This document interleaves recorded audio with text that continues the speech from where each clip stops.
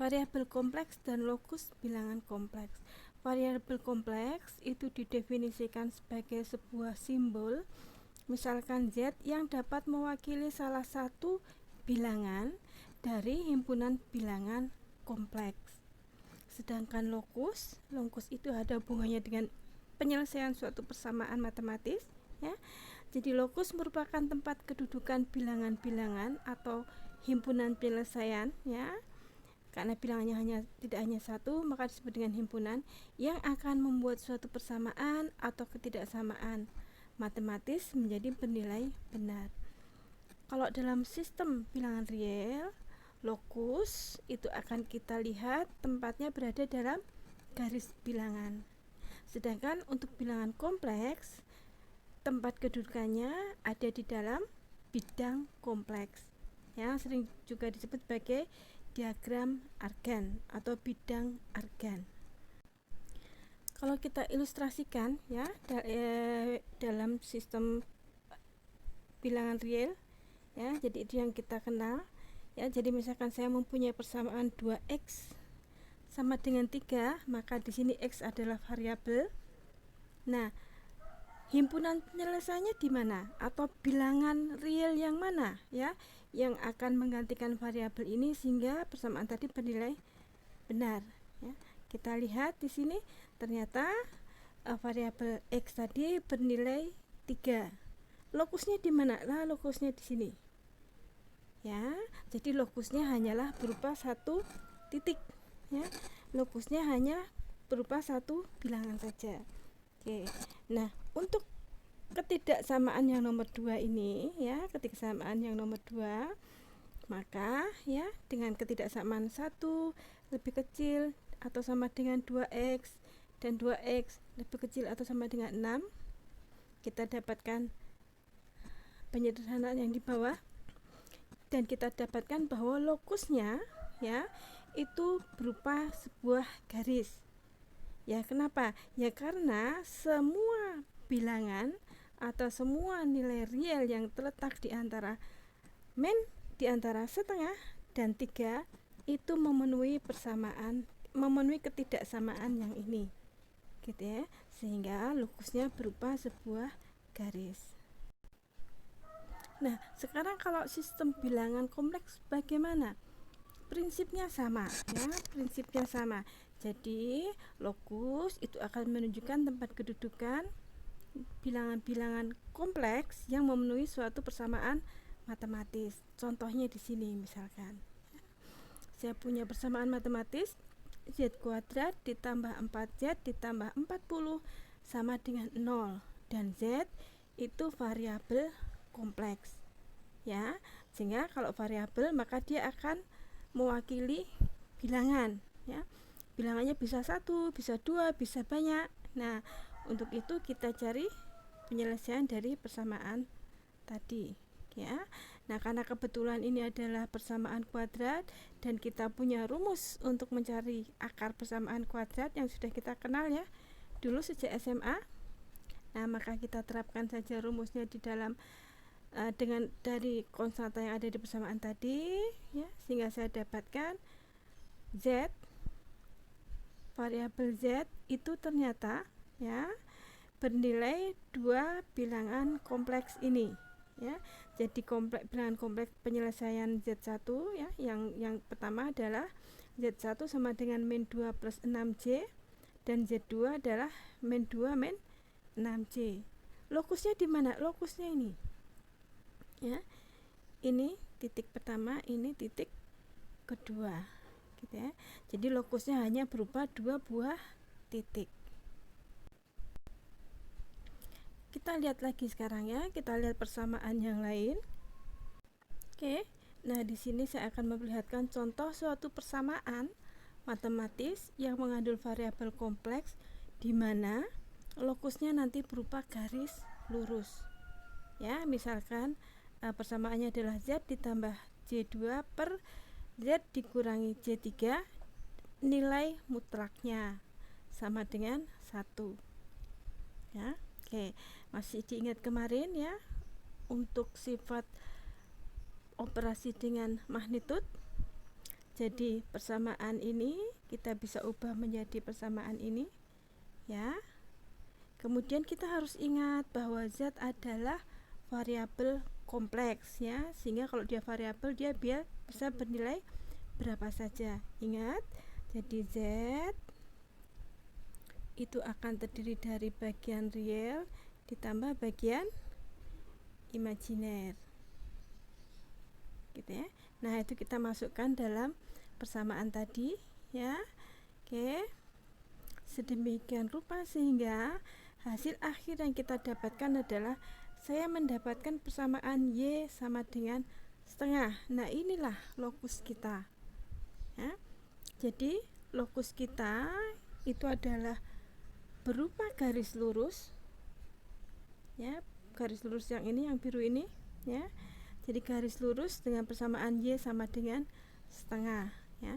Berarti apa? Berarti semua bilangan kompleks berapapun realnya, apakah 0 gitu ya, 0,005J ya, atau Z sama dengan 0,5J, atau misalkan yang di sini, ya. Jadi Z sama dengan 1 plus 0,5J, ya, atau Z di sini atau Z di sini, berapapun nilai realnya, kalau nilai imajinernya adalah setengah, maka bilangan kompleks tadi akan memenuhi persamaan di atas, ya. Jadi inilah yang dimaksud dengan lokus dari persamaan kompleks tadi. Nah, sekarang kita lihat persamaan yang lain. Misalkan, ya, kita sudah menemukan dua macam lokus, ya, ada titik, ada persamaan garis lurus. Nah, sekarang kita akan melihat lagi, ya, satu lokus dari persamaan yang ini, ya.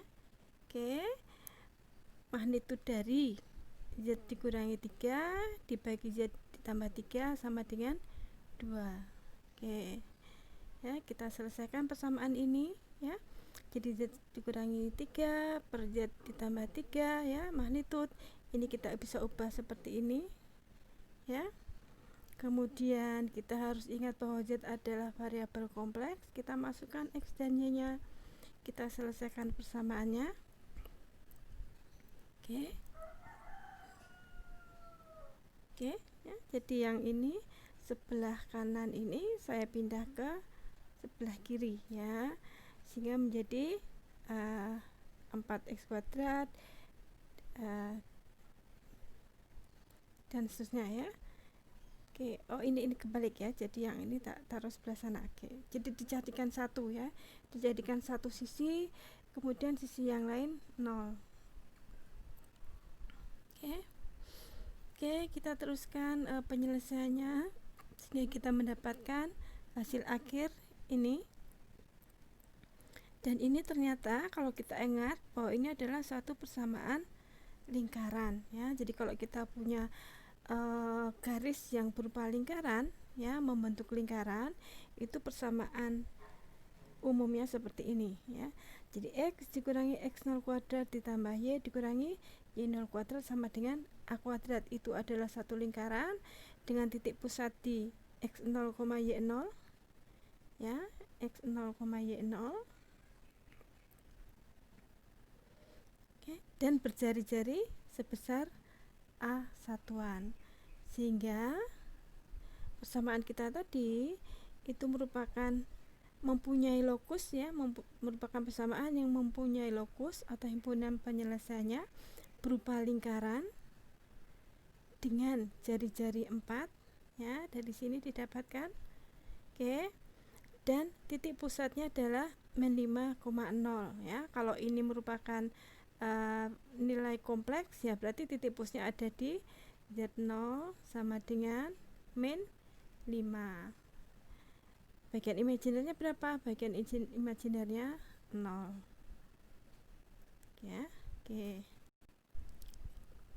Nah, gimana kalau bukan persamaan tetapi ketidaksamaan? Nah, kalau ketidaksamaan, ya, berarti contohnya ini, ya, seperti kita misalkan, ya, nilainya seperti yang kita sudah selesaikan tadi. Maka jika bukan sama dengan di sini, Ya, kita cari dulu ya, kita cari dulu batasnya. Batasnya adalah kita gunakan persamaan.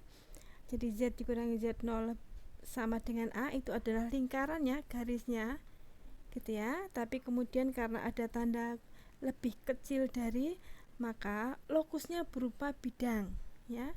Jadi lokusnya adalah area di dalam lingkaran yang berpusat di Z0 dan berjari-jari sebesar A satuan ya. Kalau misalkan tidak lebih kecil tapi lebih besar, ya berarti lokusnya adalah bidang ya, di luar lingkaran. Ingat, di luar ya, berpusat di Z0 dan berjari-jari A. Kemudian kalau terletak di antara, nah kalau terletak di antara, kita mempunyai area yang berupa cincin ya, atau donat ya, tapi donat 2 dimensi gitu ya. Oke. Atau kita lihat di sini. Nah, ini contohnya. Ini persamaan ini akan mempunyai lokus area di luar lingkaran. Jadi yang di blok biru itu adalah lokusnya. Gitu ya.